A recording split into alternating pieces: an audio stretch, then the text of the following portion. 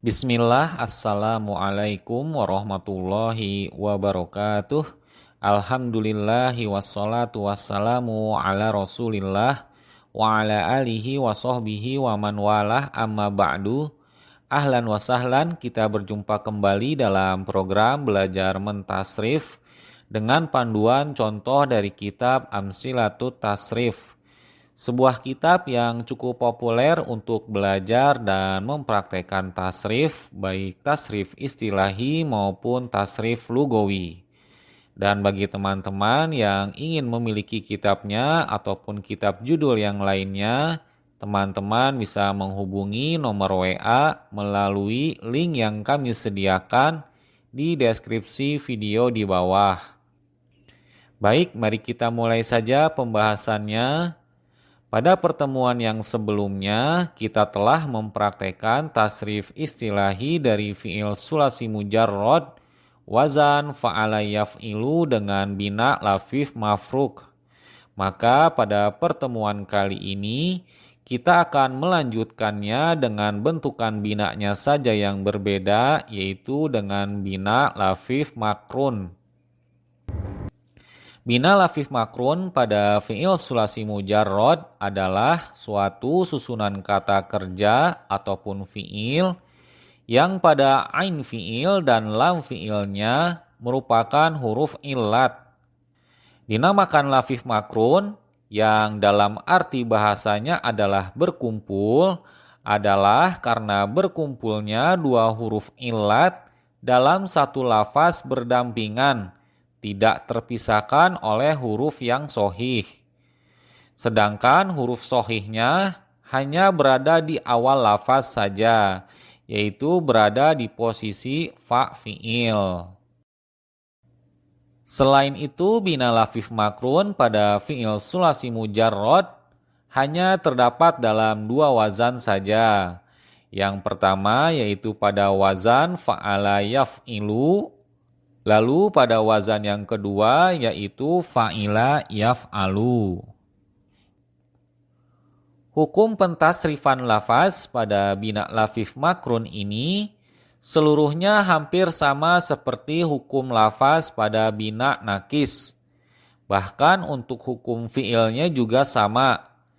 Tidak seperti halnya pada bina lafif mafruk yang telah dipelajari sebelumnya, di mana hukum pentasrifan lafaz fi'ilnya yang berbeda.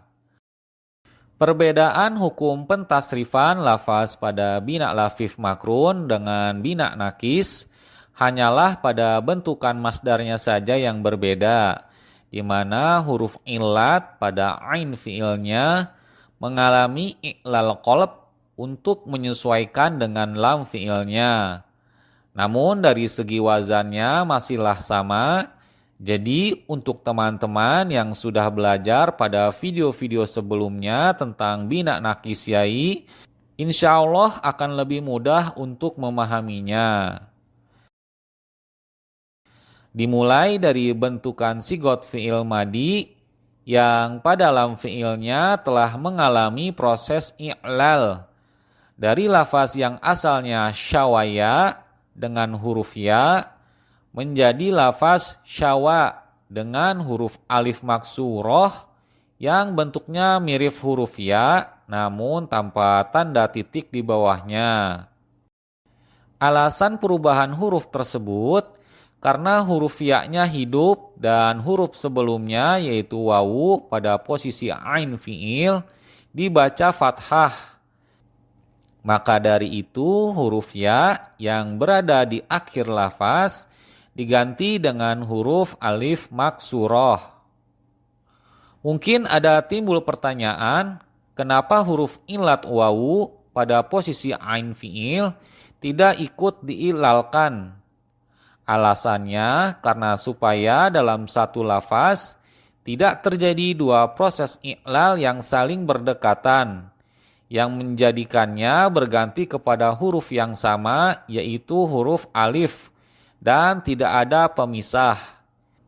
Jika ditinjau proses i'lalnya pada lafaz bina lafif makrun yaitu lafaz syawa, Sama seperti proses i'lalnya pada lafaz bina nakis, yaitu pada lafaz saro. Dan arti dari lafaz syawa itu sendiri adalah dia laki-laki telah memanggang.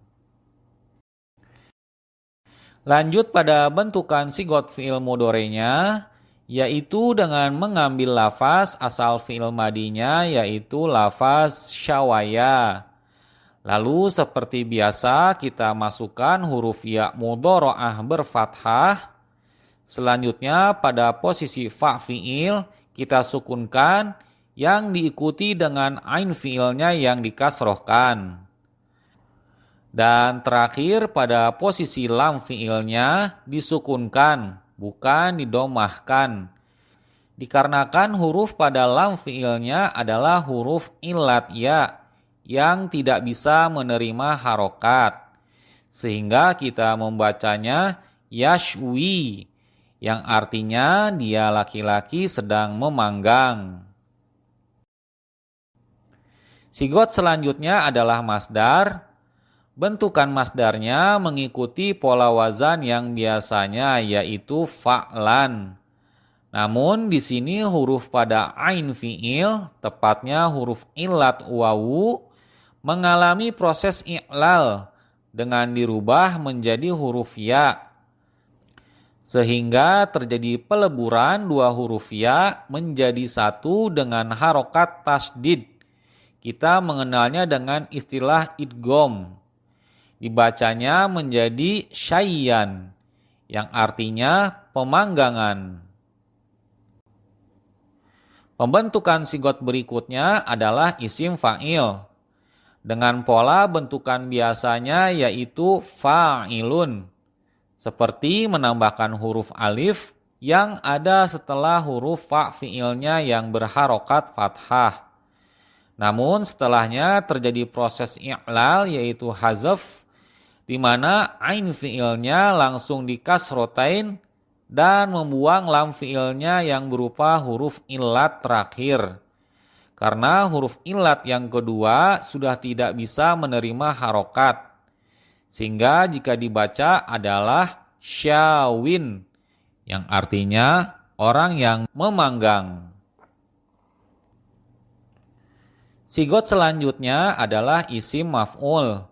Untuk pembentukannya ada perubahan dari wazannya yang biasa digunakan yaitu maf'ulun, seperti mengubah harokat pada ain fi'ilnya yang asalnya biasa di dhamma, maka pada bina lafif makrun ini dikasrohkan seperti halnya pada bina nakis ya'i. Dan huruf wawu tambahan yang biasa ditempatkan setelah ain fi'il dirubah menjadi huruf ya. Hal ini dikarenakan mengikuti harokat kasroh pada ain fi'il yang merupakan pasangan dari huruf ya. Sehingga terdapat huruf ya yang double menyatu dengan lam fi'ilnya. Dan kedua huruf tersebut yaitu huruf wawu tambahan dan huruf lam fi'il dileburkan atau diidghamkan dengan harokat tasdid. Terakhir, huruf akhir lam fi'ilnya kita dhammatain. Dibacanya menjadi maswiyun, artinya yang dipanggang. Pembentukan sigot selanjutnya adalah fi'il amar. Pembentukannya berasal dari lafaz fi'il mudhari'nya yaitu yashwi, kemudian mengganti huruf ya mudhari'ahnya dengan hamzah wasol berkasroh dan membuang huruf akhirnya yang berada di posisi lam fi'il yang merupakan huruf illat ya.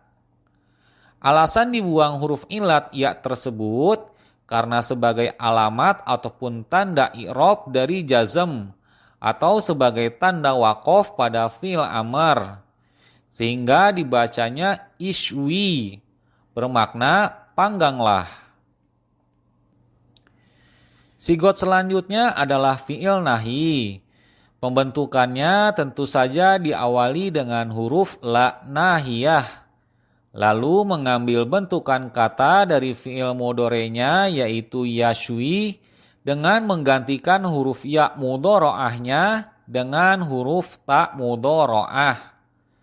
Lalu proses selanjutnya sama dengan pembentukan fi'il amr, di mana huruf akhir yang berupa huruf ilatnya dibuang, yang jika dibaca la tashwi, artinya janganlah engkau memanggang.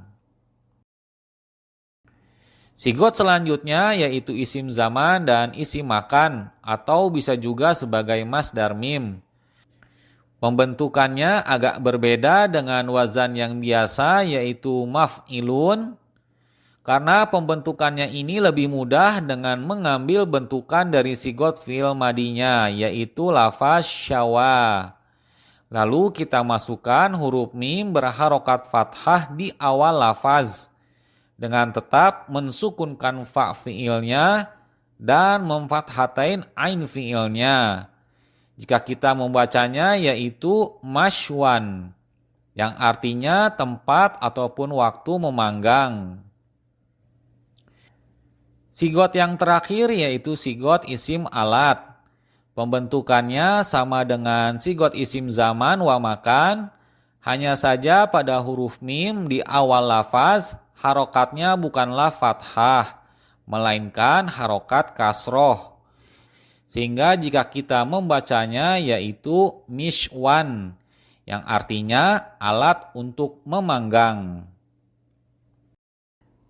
Setelah penjelasan mengenai berbagai bentukan sigot bina lafif makrun tadi, kita dapat langsung mempraktekkan tasrif istilahinya dengan beberapa kata dari fi'il sulasi mujarrad wazan fa'ala yaf'ilu, yaitu mauzunnya lafaz rawa yarwi yang maknanya meriwayatkan. Dan seperti yang kita lihat di layar, terdapat tabel praktek tasrif istilahinya dimulai dari sigot fi'il madi hingga sigot isim alat. Baik, mari kita mulai saja coba praktekan. Rawa yarwi riwayatan rawin marwiyun irwi la tarwi marwan marwan mirwan. Kita ulangi. Rawa yarwi riwayatan rawin marwiyun irwi la tarwi marwan marwan mirwan. Lafaz rawa bermakna dia laki-laki telah meriwayatkan, yarwi bermakna dia laki-laki sedang meriwayatkan, riwayatan maknanya periwayatan, rawin maknanya orang yang meriwayatkan, marwiyun maknanya yang diriwayatkan, irwi riwayatkanlah, la tarwi janganlah kamu meriwayatkan, marwan yaitu waktu ataupun tempat meriwayatkan, dan terakhir mirwan alat untuk meriwayatkan. Kita coba praktekkan kembali dengan mauzun yang lainnya yaitu lafaz nawa yanwi yang bermakna niat. Kita coba praktekkan. Nawa yanwi nawatan nawin manwiyun inwi la tanwi manwan manwan minwan. Kita ulangi. Nawa yanwi nawatan nawin manwiyun inwi la tanwi manwan manwan minwan. Kata nawa bermakna dia laki-laki telah niat, yanwi bermakna dia laki-laki sedang niat, nawatan bermakna perniatan, nawin yaitu orang yang berniat, manwiyun yang diniatkan, inwi niatkanlah, la tanwi janganlah kamu berniat, manwan bermakna tempat ataupun waktu berniat, minwan alat untuk berniat.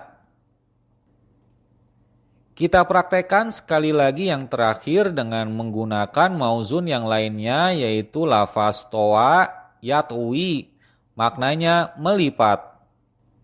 Kita praktekkan. Towa yatwi toyan towin matwiyun itwi la tatwi matwan matwan mitwan. Kita ulangi. Towa yatwi toyan towin matwiyun itwi la tatwi matwan matwan mitwan. Kata towa bermakna dia laki-laki telah melipat. Yatwi dia laki-laki sedang melipat. Toyan bermakna pelipatan. Towin artinya orang yang melipat. Matwiyun artinya yang dilipat. Itwi lipatlah. La tatwi janganlah kamu melipat. Matwan waktu ataupun tempat melipat. Dan yang terakhir, mitwan, alat untuk melipat. Setelah tadi kita telah mempraktekkan beberapa tasrif istilahi dari wazan fa'ala yaf'ilu dengan bina lafif makrun, maka masih banyak lagi mauzun yang dapat dipakai untuk latihan teman-teman di rumah sebagai proses dalam melancarkan dan membiasakan praktek tasrif istilahi ini. Kata-kata itu diantaranya adalah yang pertama, kawa yakwi kayyan, maknanya menyetrika. Yang kedua, lawa yalwi liyan, maknanya memintal. Yang ketiga, goa yagui goyan, maknanya sesat. Yang keempat, sawa yaswi sawaan, maknanya mendiami. Yang kelima, dawa yadwi dawiyan, maknanya bergemuruh. Dan terakhir yang keenam, awa ya'wi iwaan, maknanya menempati.